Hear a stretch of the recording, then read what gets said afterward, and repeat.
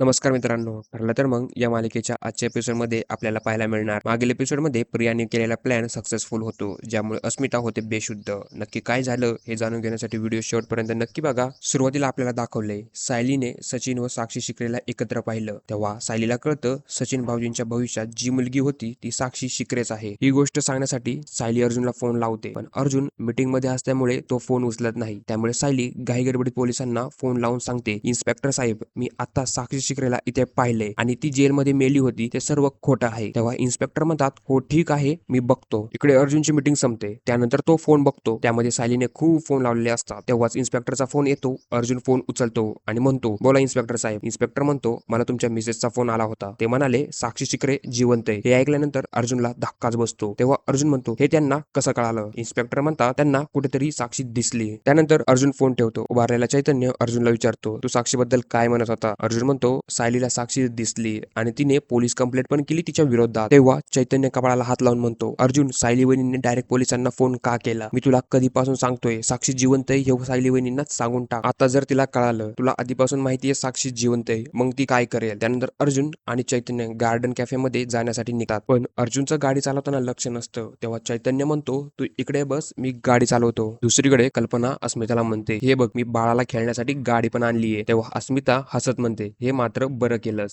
पण त्याच वेळी सायली घरी पोहोचलेली असते. अस्मिता आणि कल्पना पाहून म्हणते, या दोघी किती आनंदात आहे. मला कळालं सत्य हे मी कोणत्या तोंडाने अस्मिताला सांगू? तेव्हा कल्पनाचं लक्ष सायलीकडे जातं. कल्पना म्हणते, सायली ये ना, ये, आणि तू एवढी का घामाघूम झालीस? ये इथं बस. इकडे उभा राहिलेली प्रिया विचार करते, सायलीची ही अवस्था पाहून माझा प्लॅन नक्की सक्सेसफुल झालेला दिसतोय. तिने साक्षी आणि सचिनला एकत्र पाहिलेलं दिसतंय. तेव्हा अस्मिता प्रियाला म्हणते, अगं बघतीयस काय, पाणी घेऊन ये ना. कल्पना सायलीला विचारते, सायली नक्की काय झालंय का? हे घे पाणी पी, आणि आता तू उन्हामध्ये जाऊ नकोस. इकडे कल्पनाला अर्जुनचा फोन येतो. कल्पना म्हणते, हा अर्जुन बोल. अर्जुन म्हणतो, सायली घरी पोहोचली का? तेव्हा कल्पना म्हणते, हो पोहोचली ना. तेव्हा अर्जुन म्हणतो, हा ठीक आहे, मी पण येतोय. सायलीने साक्षी व सचिनला एकत्र पाहिलेलं असतं. ही गोष्ट आता फक्त कल्पनाला सांगायची असते. त्यामुळे सायली अस्मिताला म्हणते, तुम्ही तुमच्या व्यायामाच्या क्लासला जावा, उगाच माझ्यामुळे तुमचा क्लास बुडू नका. पण प्रियाला वाटत असतं की ही गोष्ट अस्मिताने ऐकावी. मग तेव्हा प्रिया म्हणू लागते, आई तू थांब, मी जाते, आणि तिला व्यवस्थित घेऊन येते. प्रिया अस्मिताला घेऊन जात असताना तिने तिच्या फोनची रेकॉर्डिंग चालू करून ती बॅग तिथेच ठेवली. त्यानंतर त्या दोघी तिथून निघून जातात. तेव्हा सायली कल्पनाला सांगू लागते, मला जी गोष्ट कळाली ती खूप भयंकर आहे आणि ती अस्मिता समोर सांगणं शक्यच नाहीये, म्हणून मी काही बोलले नाही. तेव्हा सायली सांगू लागते, मी आज ज्या कॅफेमध्ये गेले होते तिथं मी सचिन भाऊजींना बघितलं. त्यांच्याबरोबर ती मुलगी पण होती आणि ती मुलगी साक्षी महिपत शिकरे होती. हे ऐकल्यानंतर प्रतापराव आणि कल्पना यांना धक्काच बसतो. त्याच वेळी अर्जुन पण तिथं पोहोचतो. कल्पना म्हणते, अर्जुन, साक्षी शिकरे जिवंत आहे आणि तीच सचिनची गर्लफ्रेंड आहे. इकडे अर्जुन म्हणतो,